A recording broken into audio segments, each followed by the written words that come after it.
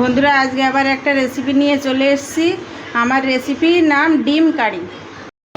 বন্ধুরা ডিম কারি বানাতে আমার লাগবে ডিম, পেঁয়াজ, গোটা রসুন, কয়েকটা কাঁচা লঙ্কা, নুন, হলুদ, জিরে গুঁড়ো, ধনে গুঁড়ো, দুটো তেজপাতা, গোটা গরম মশলা, আদা, রসুন আর কাঁচা লঙ্কা বাটা।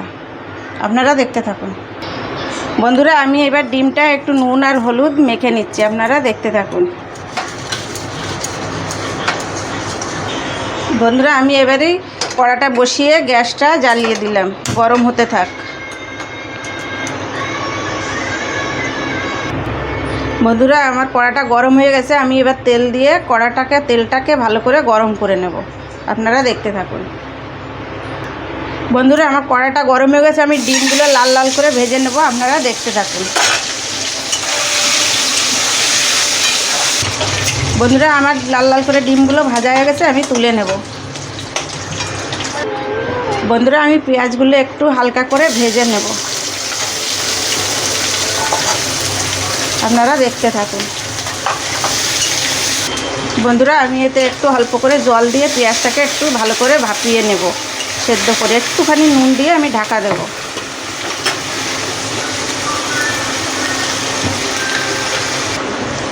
বন্ধুরা আমি একটু কাশ্মীরি লঙ্কার গুঁড়ো দিয়ে ঢাকা দিয়ে দিচ্ছি। গলে যাবে পেঁয়াজটা, তারপরে আমি আর অন্য মশলাগুলো দেব। আপনারা দেখতে থাকুন। ভালো করে গলুক। বন্ধুরা আমি ঢাকাটা খুলে দেখব, আমার পেঁয়াজটা অনেকটা গলে গেছে। আমি এবার তেজপাতা আর গোটা গরম মশলাগুলো দিয়ে দেব। দিয়ে আরেকটু নেড়ে চেড়ে তারপরে আদা রসুন দেব। বন্ধুরা আমি আদা রসুন পেস্টটা দিয়ে দেব, দিয়ে আর একটু ভালো করে কষিয়ে নেব। আপনারা দেখতে থাকুন। বন্ধুরা আমার এটা কাঁচা গন্ধ চলে গেছে। আমি জিরে গুঁড়ো আর ধনে গুঁড়োটা দেব 1 চামচ করে, আর দেব আর একটু হলুদ গুঁড়ো। দিয়ে আমি দুটো রসুন রেখেছিলাম, গোটা রসুন দুটোও দিয়ে দেব। দিয়ে আরও ভালো করে 10 মিনিট আমি সিনাজ করে কষিয়ে নেব। আপনারা দেখতে থাকুন। বন্ধুরা আমি ঢাকাটা খুলে দেখব, দেখুন কী সুন্দর তেল ছেড়ে দিয়েছে। এবার আমি জল দিয়ে আর একটু ফুটিয়ে নেব 5 মিনিট।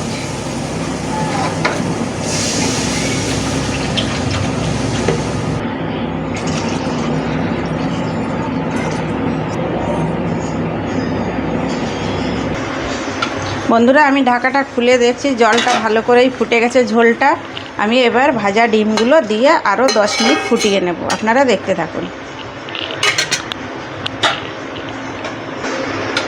বন্ধুরা আমি ঢাকাটা খুলে দেখব, দেখুন আমার ডিমের ঝোলটা পুরো রেডি হয়ে গেছে। আমি কয়েকটা কাঁচা লঙ্কা দিয়ে দেব, আর দেব একটুখানি ঘি আর একটু গরম মশলা গুঁড়ো দেব।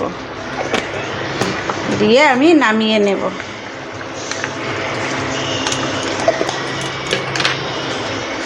পুরো রেডি হয়ে গেছে। আমি ধনে পাতা উপর দিয়ে ছড়িয়ে দেব।